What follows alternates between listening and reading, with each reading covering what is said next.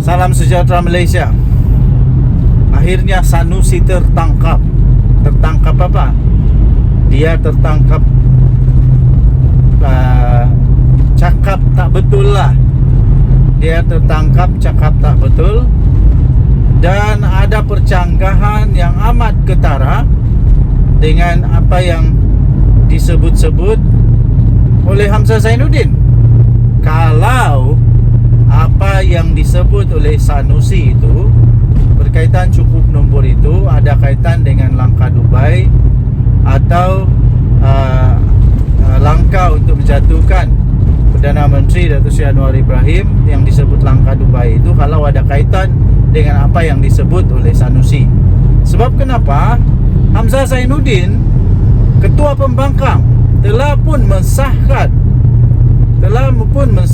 bahawa sebenarnya tiada langkah Dubai pun yang pernah dirancang. Tak ada langkah Dubai pun yang pernah dirancang. Ketua Pembangkang Datuk Seri Hamzah Zainuddin mendakwa Pembangkang sendiri sebenarnya tidak tahu menahu pun mengenai rancangan yang disebut sebagai langkah Dubai yang didakwa akan digunakan bagi menggulingkan kerajaan. Jadi disahkan tak ada. Jadi yang mendakwa ada itu nak pelik lah.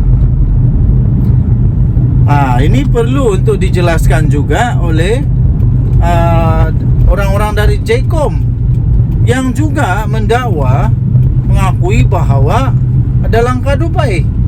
Ini percanggahan yang teruk ini.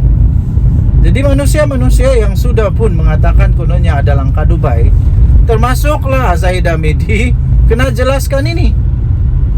Kerana sebenarnya Hamzah Zainuddin berkata tidak ada langkah Dubai yang pernah dirancang. Pembangkang sendiri tidak tahu menahu. Jadi kalau pembangkang tidak tahu menahu, sebenarnya langkah Dubai ini dicipta oleh siapa? Aduh, pening. Okey, so tuan-tuan dan puan-puan yang dihormati sekalian, beliau berkata perkara itu adalah fitnah dan direka dan dimainkan oleh pihak tertentu yang jelas tidak memberi manfaat kepada rakyat. Katanya cerita langkah Dubai terus berada dalam media sosial. Siapa yang mulakan? Siapa yang menggelabah? Siapa yang terpaksa buat laporan polis? Katanya dalam kenyataan tersebut. Jadi betul jugalah. Kenapa tiba-tiba ada langkah Dubai sedangkan tak ada pun langkah Dubai rupa-rupanya? Ini memang amat mengejutkan, memeranjatkan dan tak disangka-sangka Hamzah Zainuddin mengeluarkan kenyataan ini. Siapa yang menjawab bahawa pembangkang tidak ada cukup sokongan? Siapa pula yang minta pembangkang bawa dalam parlimen? Katanya dalam kenyataan di media sosial hari ini. Laporan mengenai langkah Dubai bermula 30 Disember lalu. Apabila BH melaporkan, tiba-tiba saja Timbalan Ketua Pengarah Komunikasi Komuniti Jabatan Komuniti JCOM, Datuk Ismail Yusof dilaporkan mendakwa bahawa langkah Dubai timbul ketika percutian pemimpin Perikatan Nasional PN termasuk beberapa wakil parti kerajaan di Emirat Arab Bersatu UAE baru-baru ini.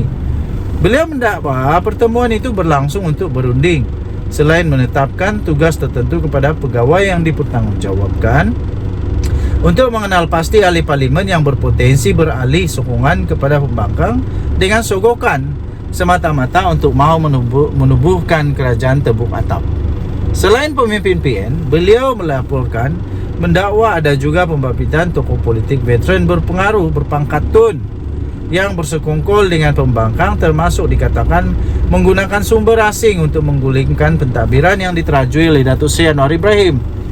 Hamzah yang juga setiausaha PN dan Bersatu menegaskan kenyataan politik semata-mata tidak boleh menyelesaikan masalah rakyat dan tuduh-menuduh bukan jalan penyelesaian. Katanya berdendam sesama rakan atau saudara juga bukan penyelesaian. Sebaliknya kerajaan perlu untuk menerima hakikat bahawa mereka juga mempunyai banyak kelemahan dan kepincangan, katanya. Oke, jadi tuan-tuan dan puan-puan yang dihormati sekalian, Anda boleh lihat ini di biharian.com.my. Persoalannya, siapa yang betul, siapa yang salah?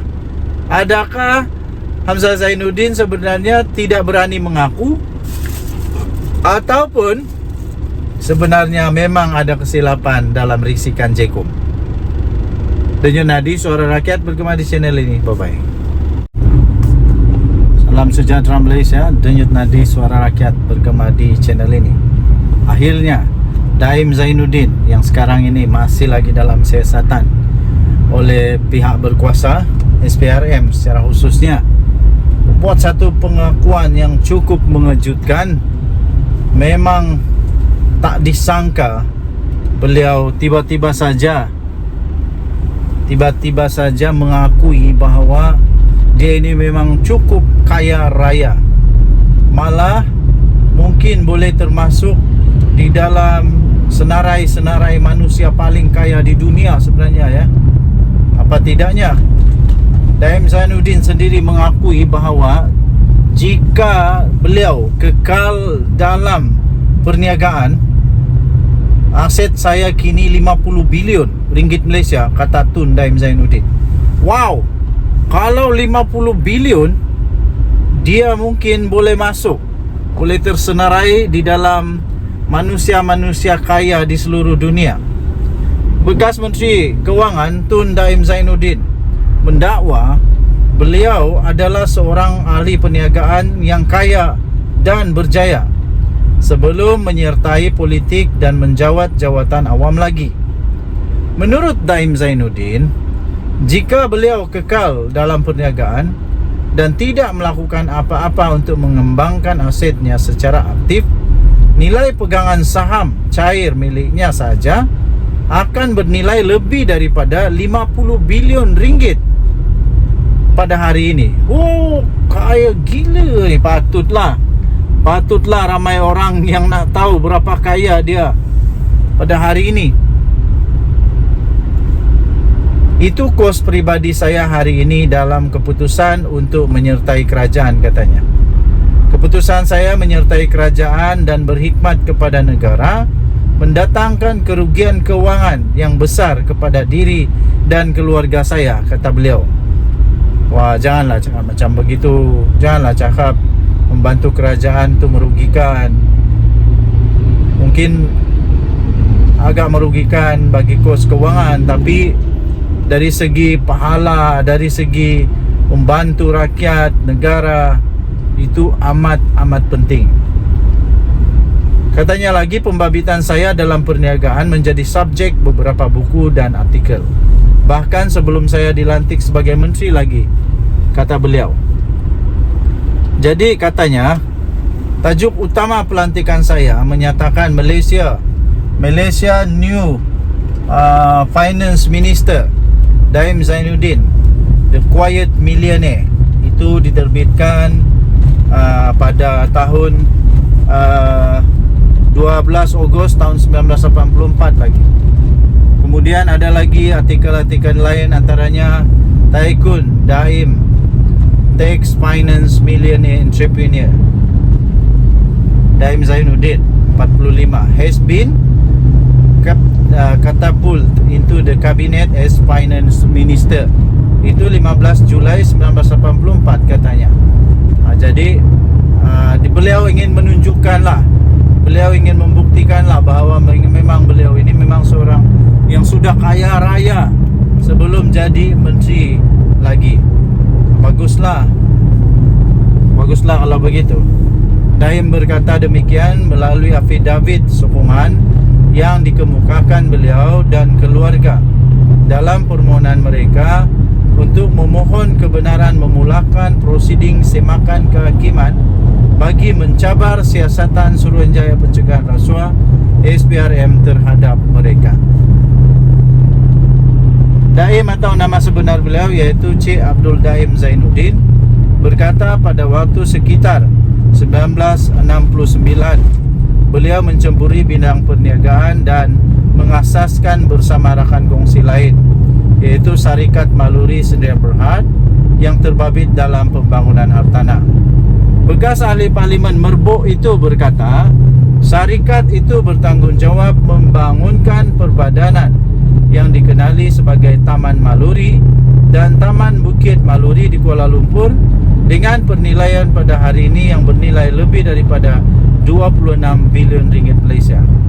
Daim berkata beliau juga adalah pemilik Malaysian French Berhad, Malaysian French Bank sebenarnya, kemudian UMBC kini RHB, dan mempunyai kawalan serta kepentingan besar dalam banyak syarikat untuk syarikat induk seperti Sime UEP, Sime Darby sekarang ini, Goods Hire, TV3, Maybank, Consplan, Cold Storage dan Nestle Malaysia.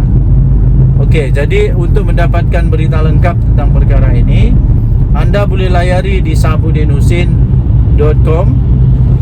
Dan artikel ini sebenarnya adalah panjang sangat.